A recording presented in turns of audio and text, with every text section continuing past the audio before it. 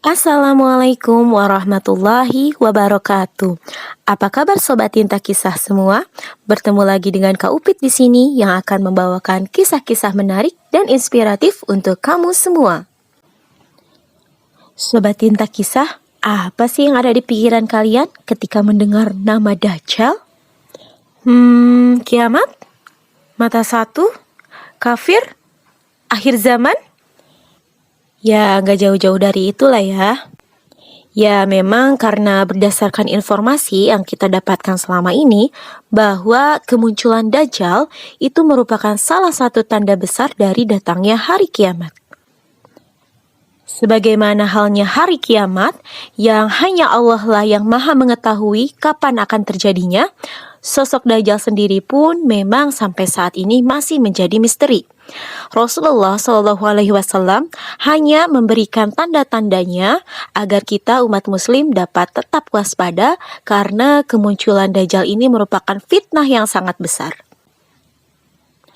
Tapi tahukah kalian kalau sebenarnya ada orang yang pernah bertemu dengan Dajjal loh? Dan ini bukan hoax ya, karena Rasulullah SAW sendiri yang membenarkannya. Nah, siapakah dia dan bagaimana kisah lengkapnya? Yuk langsung saja kita simak pada video kali ini. Tapi seperti biasa, jangan lupa like, subscribe, komen, dan share ya, supaya Kak Upit makin semangat lagi untuk memberikan informasi-informasi dan kisah-kisah yang bermanfaat untuk kalian semua.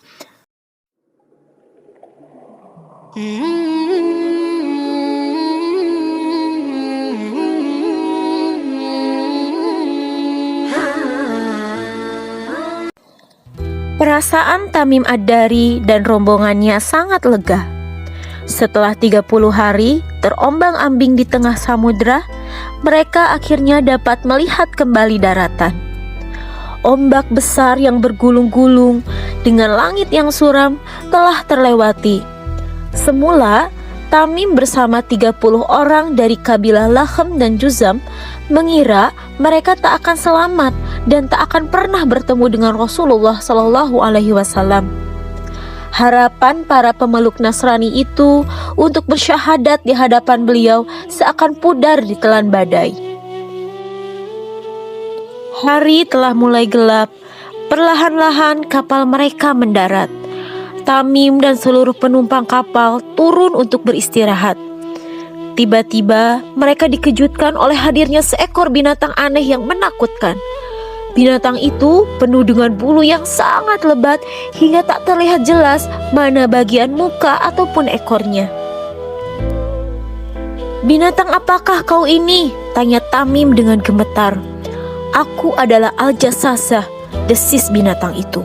Tamim dan kawan-kawannya bertambah takut lantaran binatang itu ternyata dapat berbicara. "Pergilah ke kuil itu." Binatang itu menunjuk sebuah tempat. "Temuilah laki-laki yang berada di sana. Ia ingin sekali mendengar kabar tentang kalian." Dengan menahan rasa takut, Tamim dan rombongannya memasuki kuil. Nyali mereka semakin ciut, manakala di dalam kuil mereka menyaksikan sosok yang tak kalah mengerikan. Seorang laki-laki berbadan sangat besar dengan rambut terurai acak-acakan, terbelenggu tangan, kaki, dan lehernya. Tamim dan rombongannya terbengung-bengung keheranan. "Makhluk apakah kau ini?"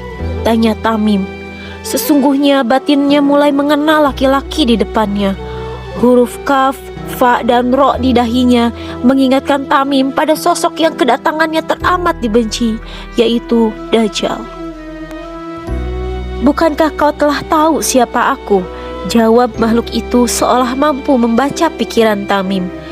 "Kabarkanlah padaku, apakah kurma-kurma di Baisan masih berbuah?" tanya makhluk itu.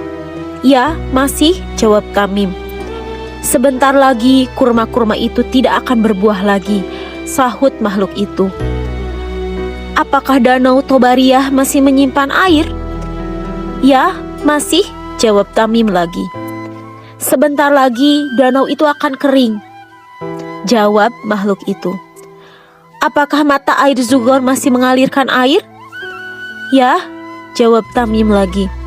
Sebentar lagi mata air itu akan mengering. Katakan padaku apa yang dilakukan oleh Nabi yang ummi." "Beliau berasal dari Mekkah dan tinggal di Madinah," jawab Tamim. "Sungguh mereka yang mengikutinya sangat beruntung. Ketahuilah, aku adalah Al-Masih Ad-Dajjal. Tak lama lagi aku akan keluar dan berjalan di muka bumi. Aku datangi seluruh negeri kecuali Mekkah dan Madinah. Dua kota itu tidak dapat aku masuki karena malaikat-malaikat menghunuskan pedang setiap aku mencoba masuk. Mereka selalu berjaga di setiap celah kota itu." Setelah percakapan tersebut, Al-Jassasah dan Al-Masih Ad-Dajjal membiarkan Tamim dan rombongannya untuk melanjutkan perjalanan menuju Madinah. Sesampainya di Madinah, Tamim segera menceritakan apa yang mereka alami, dan Rasulullah Shallallahu Alaihi Wasallam membenarkan apa yang Tamim katakan. Nah, Sobat Tinta Kisah, itulah tadi kisah Tamim Ad-Dari yang telah bertemu dengan Dajjal. Semoga kita senantiasa dilindungi oleh Allah Subhanahu wa Ta'ala dari dahsyat dan jahatnya fitnah Dajjal. Amin. Oke, cukup sekian untuk video kali ini. Semoga bermanfaat ya. Kita bertemu lagi di video selanjutnya. Assalamualaikum warahmatullahi wabarakatuh.